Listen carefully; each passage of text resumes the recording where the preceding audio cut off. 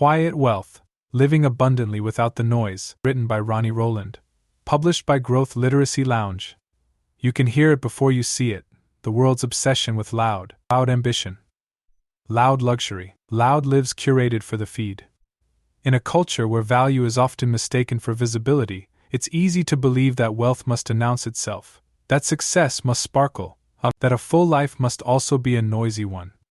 But what if the richest lives are the quietest? There exists a different kind of wealth. One that doesn't compete, doesn't chase, and doesn't need to be seen to be real. It's built slowly, protected fiercely, and lived deeply. It is wealth measured not just in dollars, but in days freely chosen, not in applause, but in autonomy, not in noise, but in knowing. Quiet wealth is not about having less, it's about needing less noise to feel full. It's about designing a life that doesn't require an escape plan. It's the difference between renting your time and owning it, between hustling for status and moving in sovereignty, between living to impress and living to exhale. This book is not a formula, it's a reorientation. A recalibration away from the rush of external validation and back to the quiet ground of sufficiency, clarity, and peace. It's a blueprint for those who are done performing success and ready to embody it, silently and fully. The philosopher Alain de Botton once observed, anyone who isn't embarrassed of who they were last year probably isn't learning enough. The same applies to how we've been taught to pursue wealth. Loud, fast, shallow. There's no shame in having tried it that way, but there is freedom in choosing differently now. Each chapter in this book invites you to trade the noise of performance for the depth of presence. You'll explore what it means to own your time, guard your energy, protect your peace, and redefine what it truly means to live richly. Because maybe the fullest life isn't the one that draws attention. Maybe it's the one that lets you sleep deeply, rise gently, and move through the world on your own terms, quietly, steadily, fully. Chapter 1. The Deep River, What Wealth Looks Like When It Isn't Performed. A river doesn't announce its power.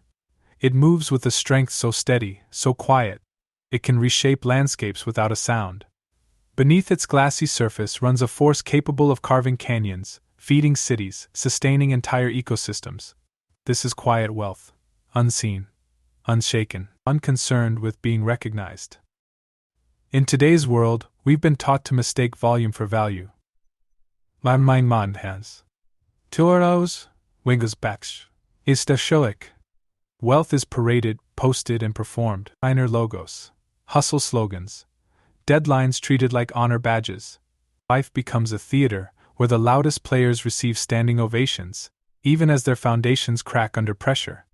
But noise is not substance, and applause does not equal peace. True wealth doesn't show up in neon.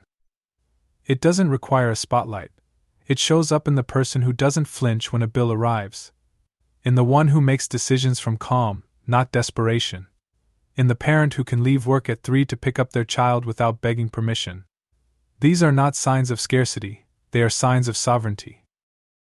To live abundantly without the noise is to choose the current of the deep river over the chaos of the waterfall. The waterfall dazzles and draws crowds, but it crashes constantly, consuming itself for effect.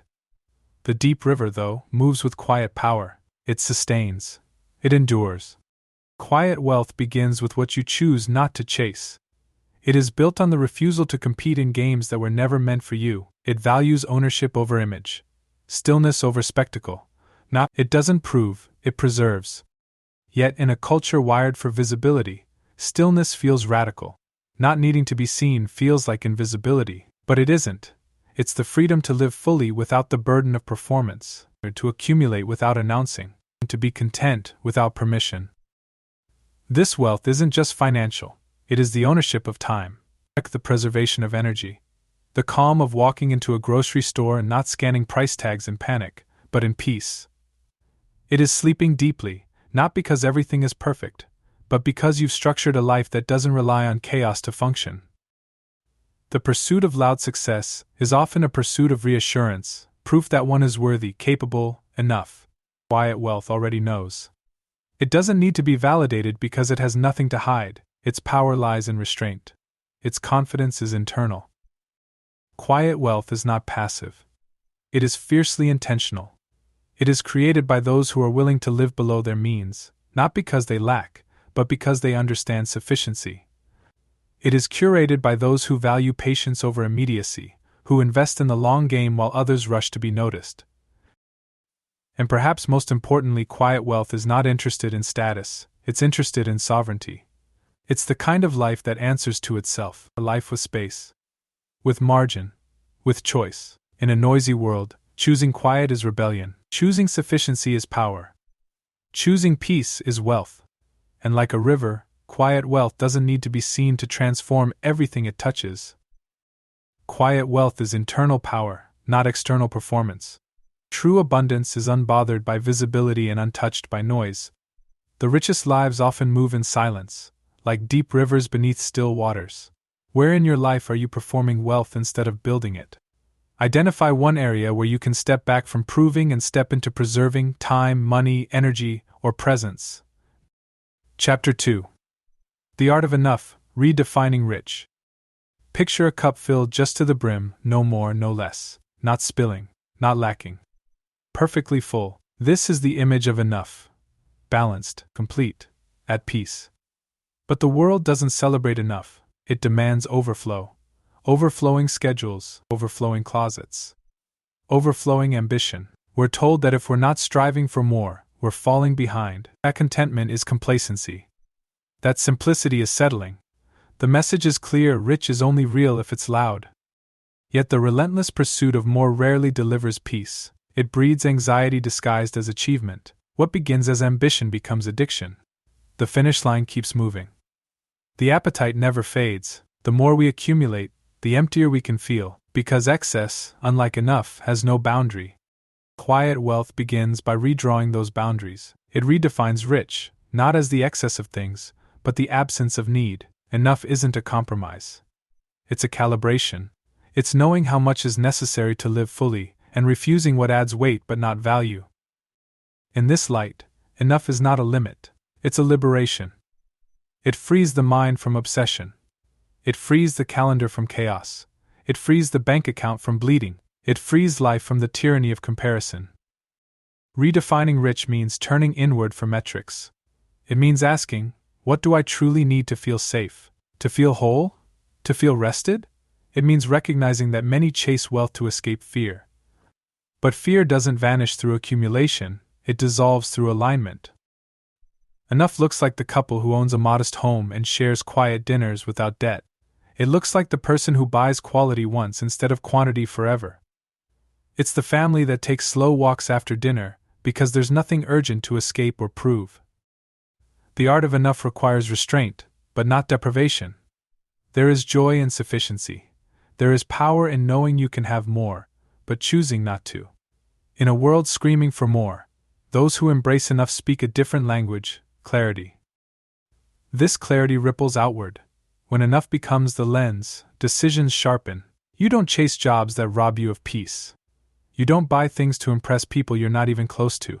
You stop playing games where the only reward is exhaustion.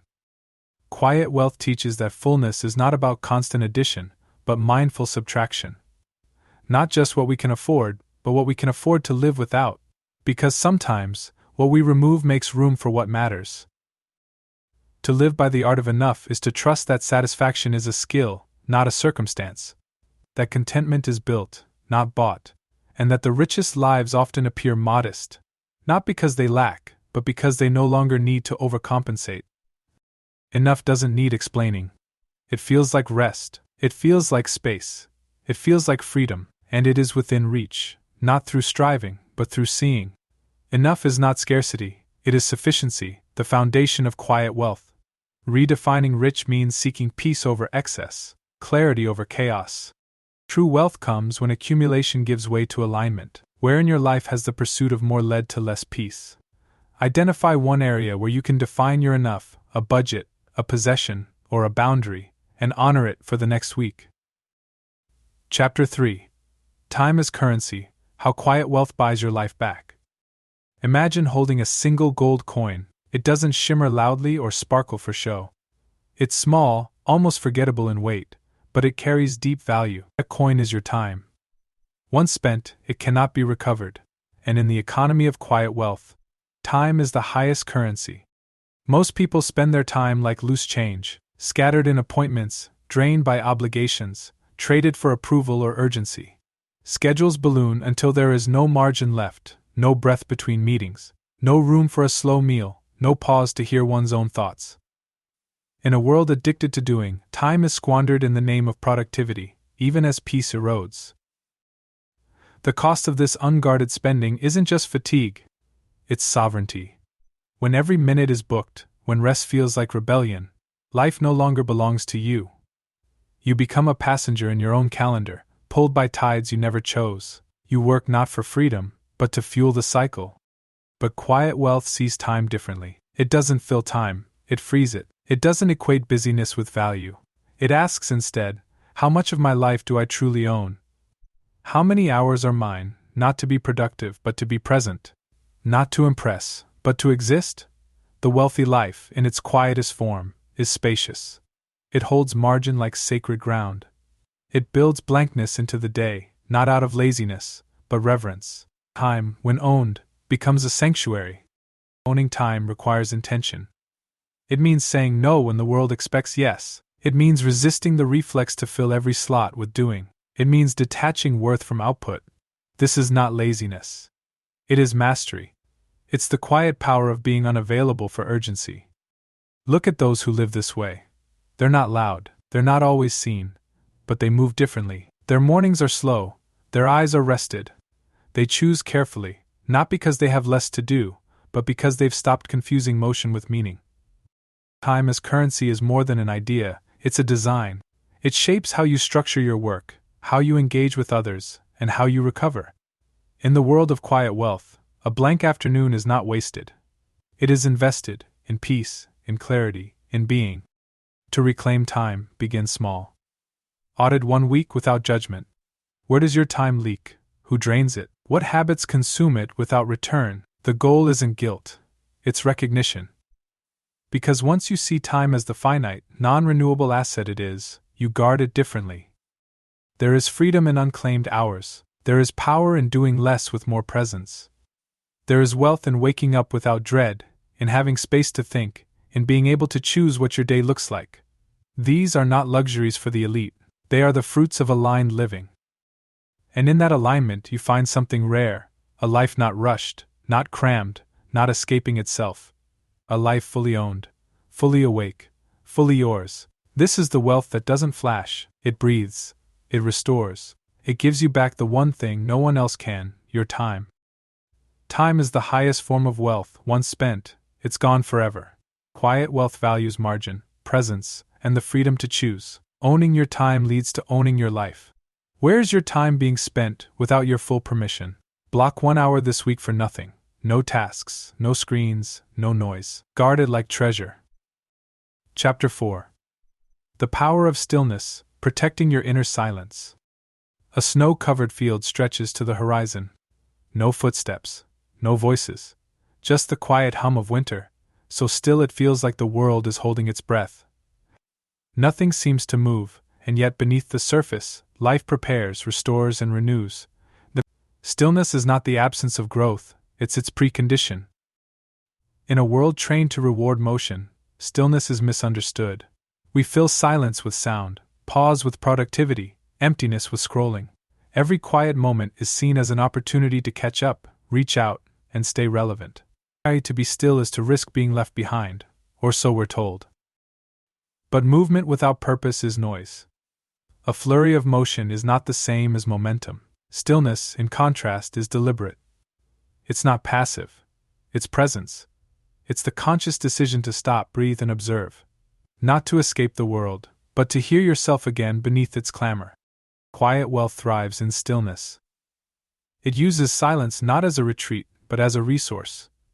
Just as soil must lie fallow to regain its strength, we too must rest from the constant churn of urgency.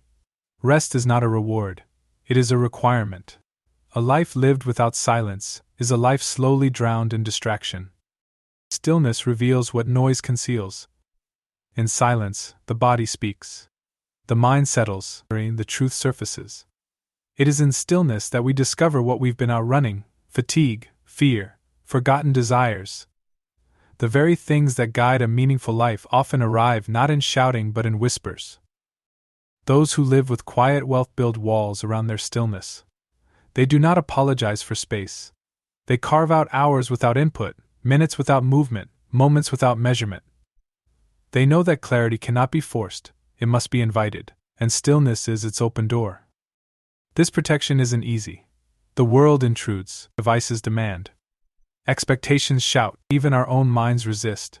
The temptation is constant: check one more thing, do one more task, answer one more call. But every yes to noise is a no to your inner ground. And every time we abandon stillness, we trade awareness for attention. Begin reclaiming it gently. 10 minutes in the morning, a walk without headphones, a meal without screens. Let the silence feel awkward at first, it only means you're remembering how to listen. Stillness, like any strength, is built with practice. What emerges from that quiet is not boredom, but beauty. The subtle texture of thought, the unnoticed detail in a familiar space, the breath that slows without permission. These are small things, yes, but they are the roots of a life that no longer runs from itself. Stillness grants you access to the part of you untouched by status, speed, or strategy. It brings you back to essence. In that quiet, you find that nothing is missing. You are not behind. You are not failing. You are simply here. And here is enough. To live abundantly without noise is to protect stillness as fiercely as profit, or to count peace among your assets. To guard your silence as you would your savings. Because in the end, it is not what you say or show that determines your wealth, but what you can hold in quiet and still call complete. Stillness is not emptiness, it's restoration and clarity. Noise distracts, silence reveals. Quiet wealth protects space as a form of strength. When was the last time you were still enough to hear yourself? Schedule 10 minutes of intentional stillness tomorrow, no input, no noise, just presence. Let it be enough. Chapter 5. Fortified Boundaries, Saying No Without Explaining Yourself. A stone wall stands at the edge of a garden, not tall enough to intimidate, not harsh in its appearance, but solid, unmoving, unmistakable. It does not shout. It does not chase. It simply holds the line between what is protected and what is not. This is what a boundary looks like: calm, firm, final. In the noise of modern life, boundaries are often viewed as rude or rigid. We are trained to explain our refusals, soften our limits, and negotiate our no. The result is a life slowly overrun, not by catastrophe, but by the constant erosion of self. We become available to everyone but ourselves. Quiet wealth knows this danger well. It doesn't just preserve time and energy, it defends them, with precision. With grace. With boundaries that are not made to control others, but to preserve the structure of a well-lived life, because every yes has a cost. And without boundaries, the cost is usually peace. The world rewards availability. The always reachable employee, the ever-accommodating friend, the one who never disappoints. But what seems generous often becomes self-abandonment in disguise. When you cannot say no, you surrender the architecture of your own life to the demands of others. Saying no without explaining is not arrogance. It is sovereignty. It is the quiet assertion that your resources, time, energy, attention are finite. That your values deserve a voice. That you are not required to earn rest through exhaustion or love through compliance. Boundaries do not require anger. They require clarity. The wall doesn't scream. It simply exists, and in its presence, both the world and the self understand where one ends and the other begins. This understanding is not cruel. It's kind. It keeps connection honest, choice intact. Begin here. Notice the places where resentment grows. Resentment is often a signal that a boundary was needed, but not voiced. It is the internal protest of a self that has been too often silenced. Listen. Then act, not with drama, but with decisiveness. Small acts restore that line.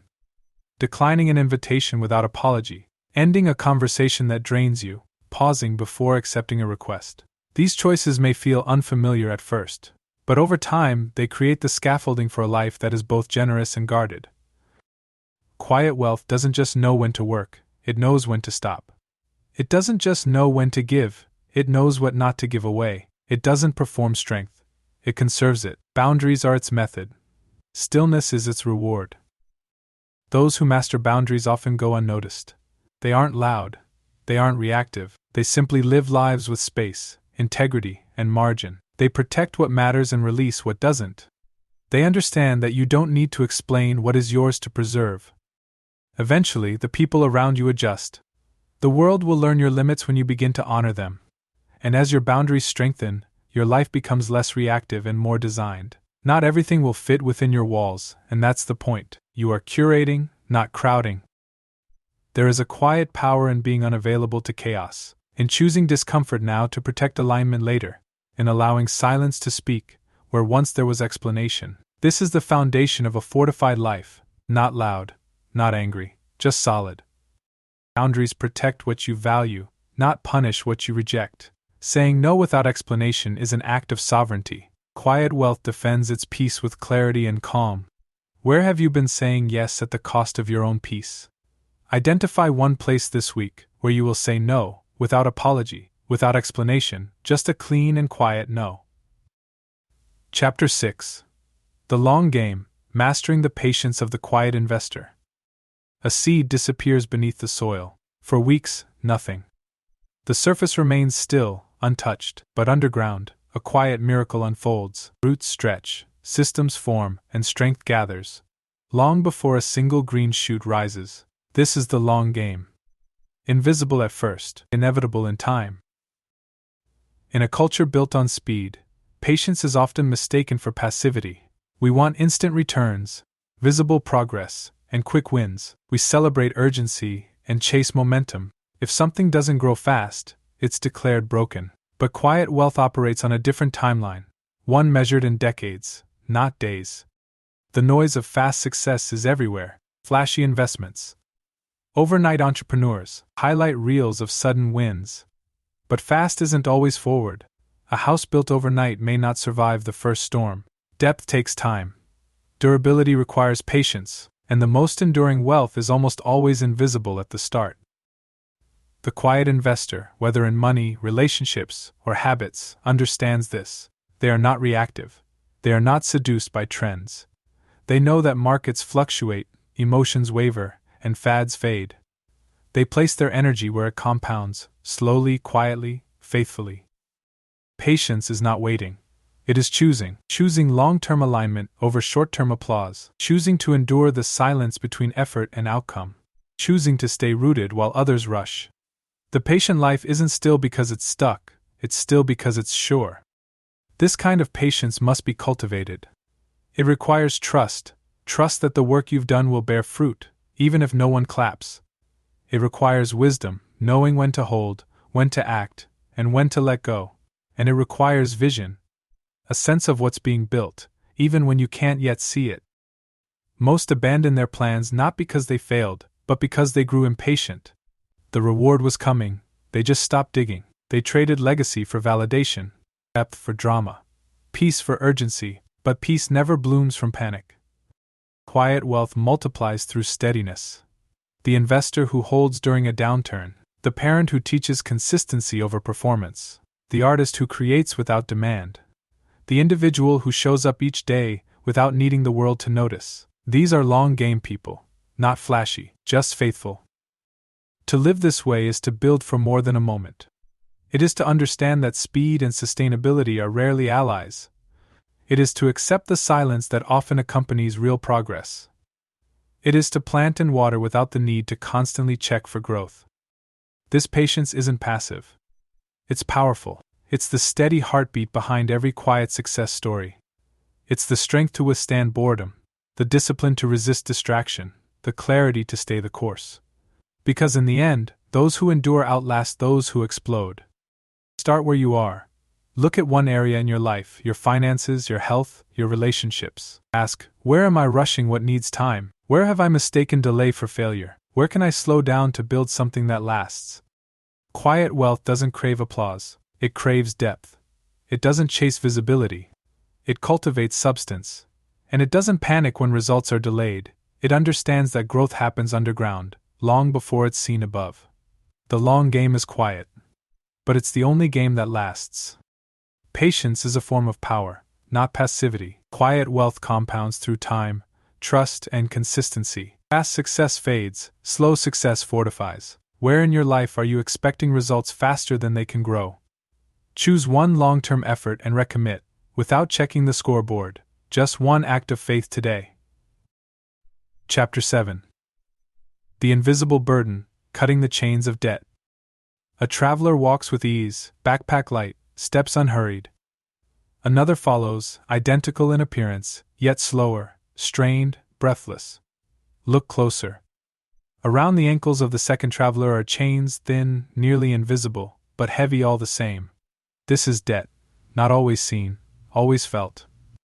Debt has a way of hiding in plain sight: credit cards tucked into wallets, loans buried in email statements, promises made under pressure.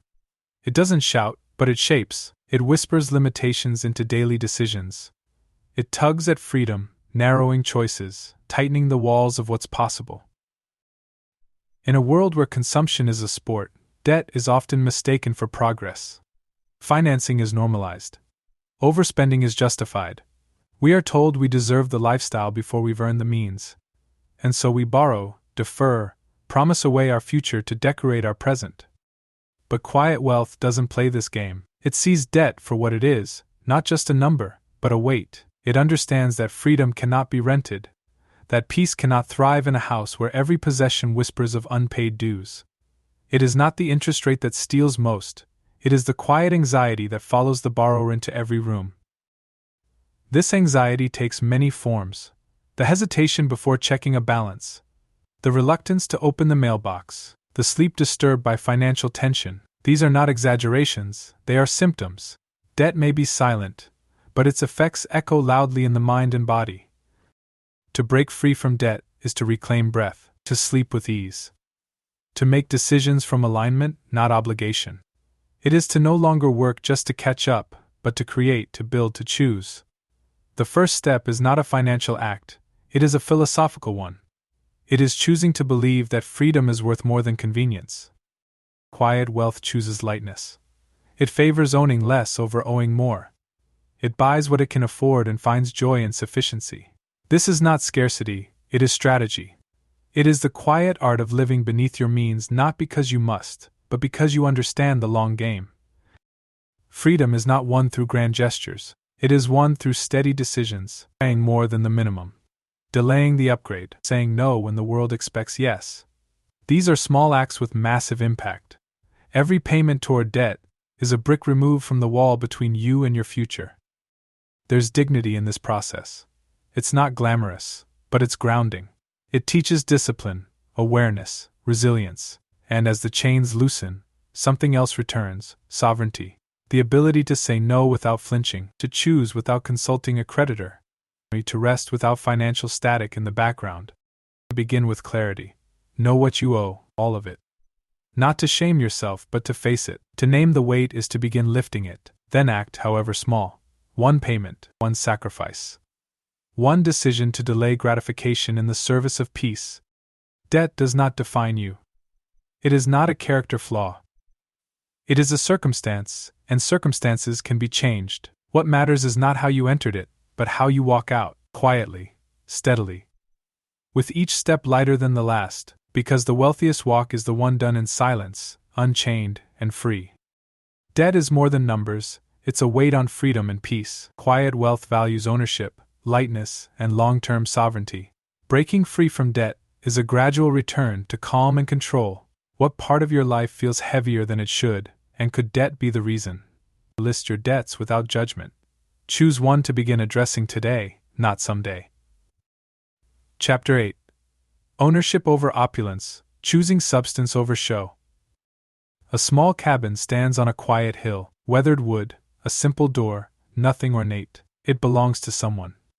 No mortgage, no liens, just keys and a clean title. Down the road, a mansion gleams, marble floors, high ceilings, luxury on display.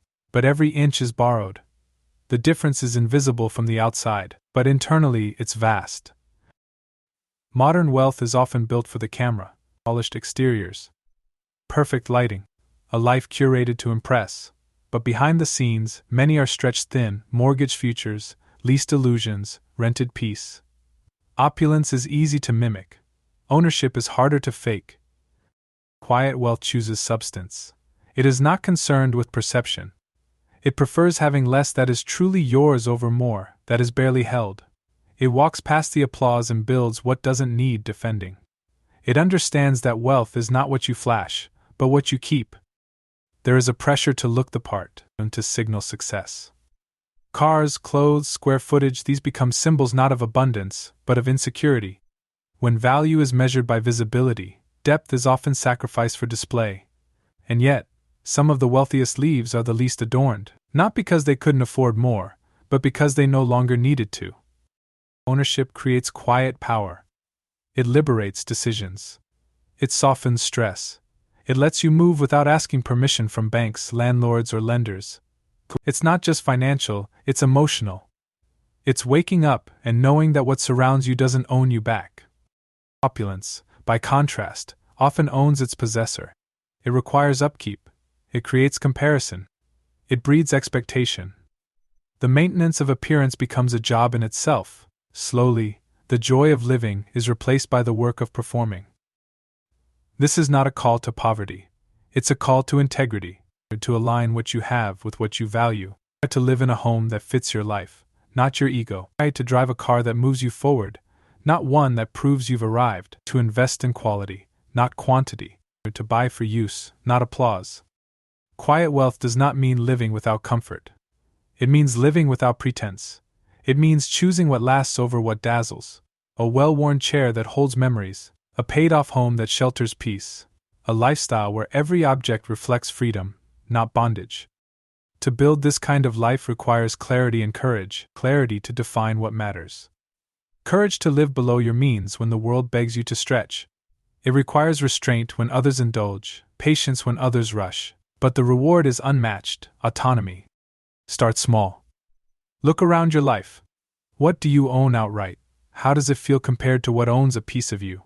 What decisions have been driven by optics rather than need? The answers are not always comfortable, but they are revealing.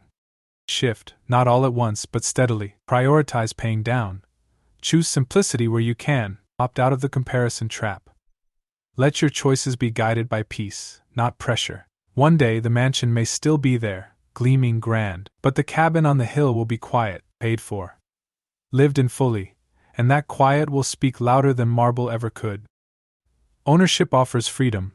Opulence often comes with hidden costs. Quiet wealth values what's real, not what's impressive. Living below your means creates space for true abundance. Where in your life are you displaying wealth instead of owning it? Identify one possession bought for image, not need. Consider selling, simplifying, or replacing it with something that reflects your values. Chapter 9. Energy Management, Guarding Your Most Finite Resource. A candle burns from both ends, bright, fierce, impressive. But it doesn't last. Its glow is short-lived, its heat unsustainable. This is the life of unmanaged energy. Brilliant, perhaps, but brief, and beneath the glow, depletion waits patiently. Most conversations about wealth focus on money, income, savings, investments. But the truly rich understand, energy is the most finite form of capital. You can earn more dollars. You cannot earn more hours of vitality once spent. Energy doesn't replenish like a bank account. It requires stewardship, not just strategy. In a culture of constant output, we are taught to spend ourselves thin. Hustle becomes identity. Fatigue becomes a badge.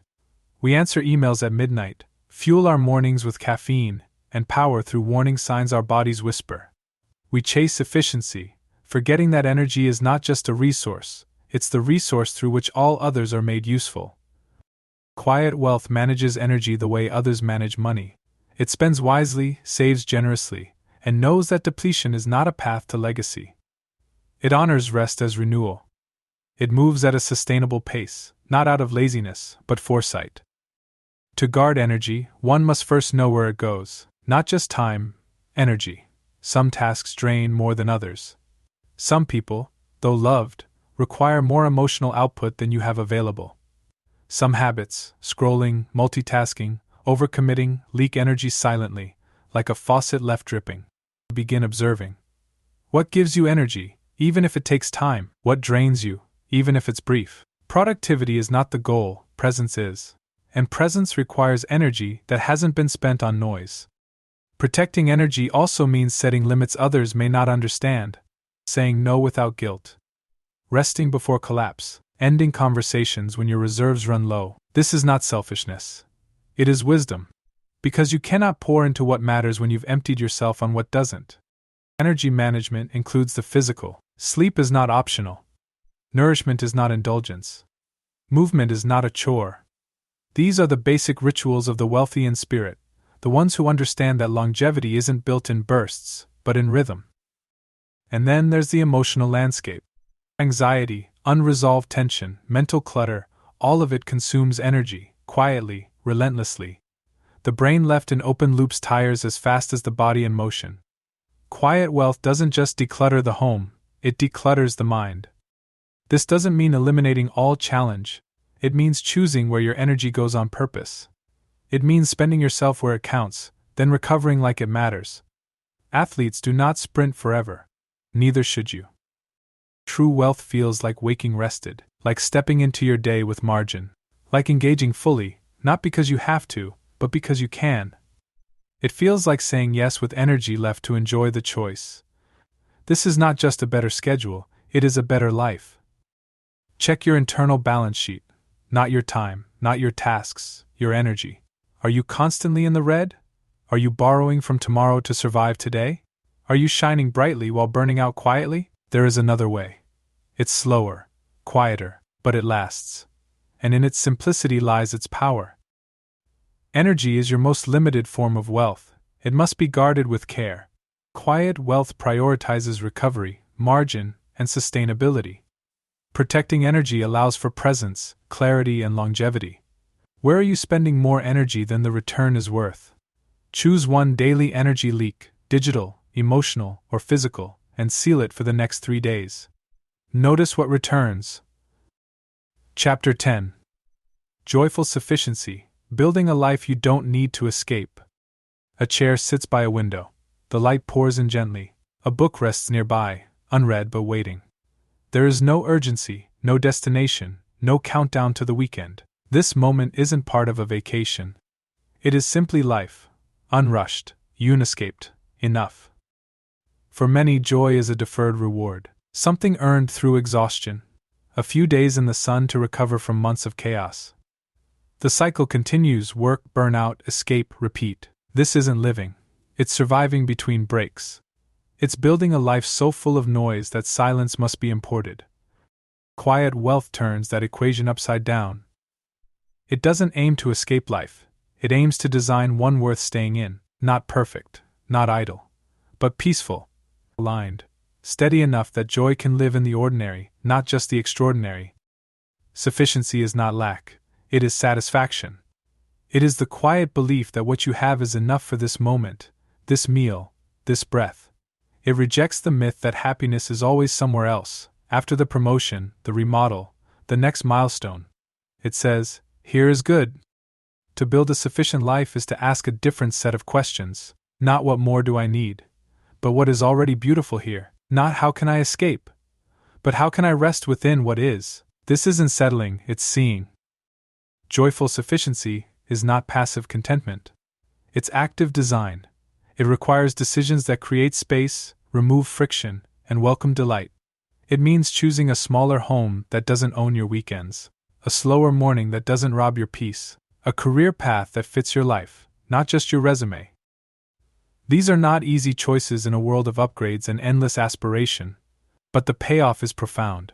You begin to find happiness in presence, in meals cooked slowly, in routines that ground rather than exhaust, or in moments that would have once been overlooked. This shift doesn't mean abandoning growth. It means redefining its purpose. Growth for the sake of escape often creates new prisons. But growth towards sufficiency builds freedom. It gives you the option to stop chasing, and to stop proving. To be home, in your body, your calendar, your choices. Ask yourself, what do you actually need to feel alive? To feel rested? To feel connected? Often, the answer is smaller, simpler, and closer than we think. Often, the excess distracts from the essence. Joy begins to multiply when the goal is no longer to earn it. When joy is allowed to be found in the texture of daily life, in laughter over breakfast, in a well-worn sweater, in the quiet of not needing to explain your choices. To build a life you don't need to escape is to live in wholeness. It doesn't mean every day is easy, but it does mean your life holds you, rather than drains you. It means your days restore more than they remove. This is the soul of quiet wealth. A life calibrated to your values. A life with room to breathe, space to notice, and energy to feel. A life built not for escape, but for dwelling. Joyful sufficiency is intentional living, where enough is truly enough. Quiet wealth doesn't chase relief, it creates peace in the present. A life worth staying in is the richest form of abundance. What are you postponing joy for, and can you invite it in now, as things are? Simplify one area of your day, your morning, your meals, or your space, to create room for quiet joy without adding anything new. Chapter 11.